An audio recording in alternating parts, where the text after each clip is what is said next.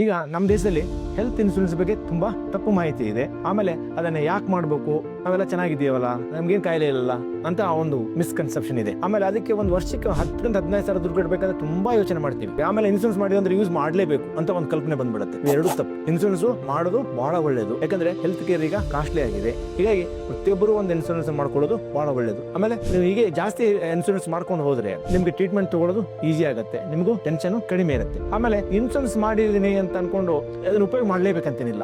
ಎಷ್ಟೊಂದು ಜನ ಒಂದು ಇನ್ಶೂರೆನ್ಸ್ ಮಾಡಿರ್ತಾರೆ, 2-3 ಪ್ರೀಮಿಯಂ ಅಂದ್ರೆ 30-40 ಸಾವಿರ ಕಟ್ಟಿರ್ತಾರೆ ಮ್ಯಾಕ್ಸಿಮಮ್. ಅದು ಹೆಂಗಾದ್ರೂ ಮಾಡಿ ಯೂಸ್ ಮಾಡ್ಕೊಳ್ಬೇಕು ಅಂತ. ಏನೋ ಸಣ್ಣ ಕಾಯಿಲೆ ಬಂದ್ರೆ ಏನಾದ್ರು ಮಾಡಿ ಸರಿ ಮಾಡಿಬಿಡಿ ಡಾಕ್ಟರ್, ಏನಾದ್ರು ಒಂದು ಆಪರೇಷನ್ ಮಾಡ್ಬಿಡಿ. ಈ ತರ ತಪ್ಪುಗಳು ಬಹಳ ಜನರಿಗೆ. ಯಾವುದೇ ಕಾರಣಕ್ಕೆ ಇನ್ಶೂರೆನ್ಸ್ ಇದೆ ಅಂತ ಟ್ರೀಟ್ಮೆಂಟ್ ತಗೊಳಕ್ ಹೋಗ್ಬೇಡಿ. ಅವಶ್ಯಕತೆ ಇದ್ರೆ ಮಾತ್ರ ನೀವು ಟ್ರೀಟ್ಮೆಂಟ್ ತಗೊಳ್ಳಿ. ಬಹಳ ಸ್ಮಾಲ್ ಅಮೌಂಟ್. ಒಂದು ಪಿಜ್ಜಾ ತಿನ್ನೋದು ಅಥವಾ ಬರ್ಗರ್ ತಿನ್ನೋದು ಅಥವಾ ಈ ತರ ಯಾವುದೋ ಒಂದು ಬ್ಯಾಡ್ ಹ್ಯಾಬಿಟ್ಸ್ ನಿಲ್ಲಿಸಿ ಒಂದು ಇನ್ಶೂರೆನ್ಸ್ ಮಾಡಿ. ಸಿಗರೇಟ್ ಸೇದೋರು ಸಿಗರೇಟ್ ನಿಲ್ಲಿಸಿಬಿಡಿ, ಪೂರ್ತಿ ನಿಮ್ಮ ಫ್ಯಾಮಿಲಿಗೆ ಇನ್ಶೂರೆನ್ಸ್ ಬಂದ್ಬಿಡುತ್ತೆ. GST ಅನ್ನೋದು ಹೆಲ್ತ್ ಇನ್ಶೂರೆನ್ಸ್ಗೆ ಇಲ್ಲ ಈಗ. ಹೀಗಾಗಿ ಈ ಮಾಹಿತಿನ ನೀವು ಪ್ರತಿಯೊಬ್ಬರಿಗೂ ತಿಳಿಸಲಿಕ್ಕೆ ಸಹಾಯ ಮಾಡಿ.